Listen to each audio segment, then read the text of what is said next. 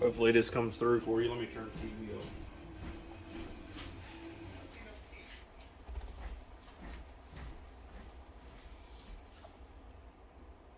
So I don't know if you can see there, but always have a rough spot towards the outer side of your call. That's usually what works best for me. But I noticed too, you were holding your striker off a little bit to the side like that. You always want to try to stay perpendicular.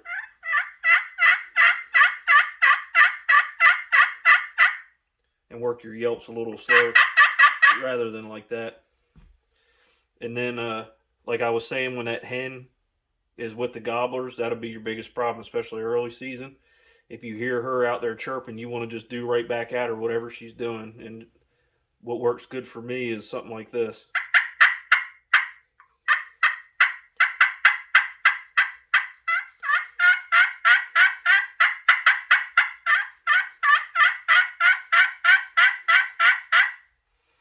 And work your yelps and your cuts in together like that.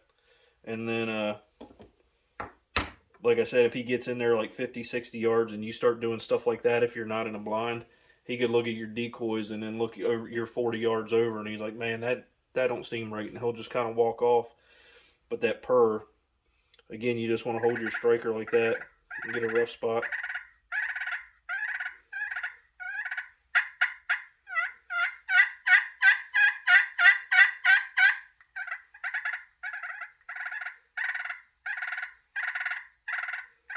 You want to hold your striker real stiff when you do that purr. Whereas a yelp, you just want to hold it firm. And then one trick you can use that I use sometimes is if you get something that sounds like a turkey wing, like you can use your hat and make it sound like a turkey flying down.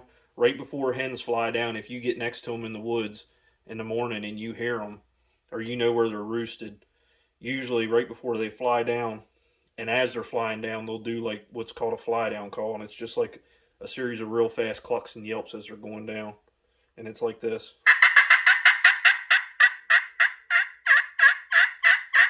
And they hit the ground and do a couple yelps like that, but as they're going down, they'll do a real hard cut as they're flying down. But before they fly down, they'll do real soft tree yelps. And like a glass, it's got a little more shrill to it. But I mean, you really, really light touch your striker in just really small circles.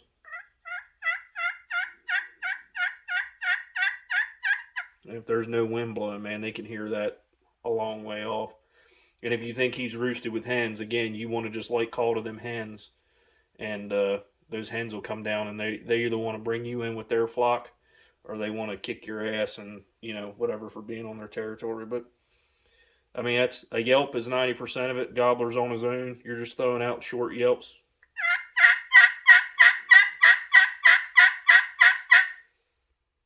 And you'll know when you're doing it right, because you can feel when you do that rollover, you'll feel it thump in your eardrums. And it does the same thing to that gobbler. And if you're just blind calling, you don't know where he's at, you want to do short ones, because he'll be gobbling back to cut you off. Cut it off real quick and then listen. And then if he hammers back, then you can start mixing it up, because then you've got his attention and you know he's there.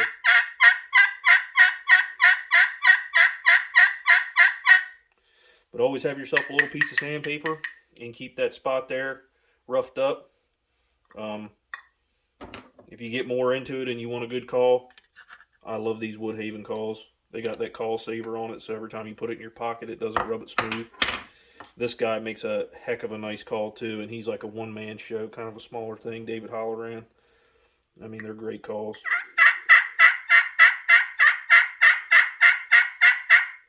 And it's nice to have a couple different ones, because you never know what they're going to be hitting on. But hopefully that wasn't too complicated for you.